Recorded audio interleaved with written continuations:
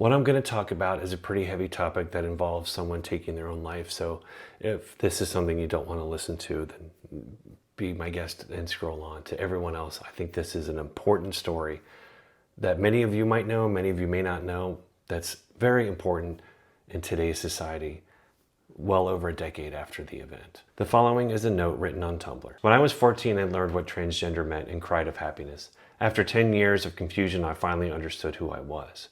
I immediately told my mom, and she reacted extremely negatively, telling me that it was a phase, that I would never truly be a girl, that God doesn't make mistakes, that I am wrong. If you are reading this, parents, please don't tell this to your kids. Even if you are a Christian or against transgender people, don't ever say that to someone, especially your kid. That won't do anything but make them hate themselves.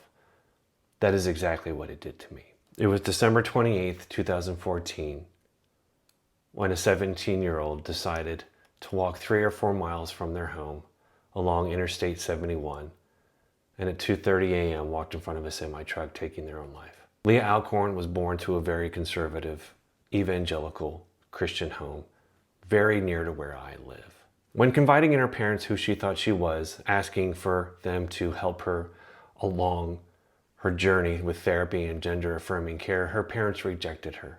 They took her out of school, they removed her from all social media accounts, and sent her to conversion therapy. And in a time when all she sought was love and acceptance, she received conditions and control, leading her to feel ashamed, isolated, and hopeless. This story has specific significance to me because I knew this family, not intimately or closely, but I knew the father because we ran in the same circles in development and design in downtown Cincinnati and in startup culture. In fact, the business that I co-founded was looking to get an intern, and we're talking about bringing on Leelah to be a part of our team.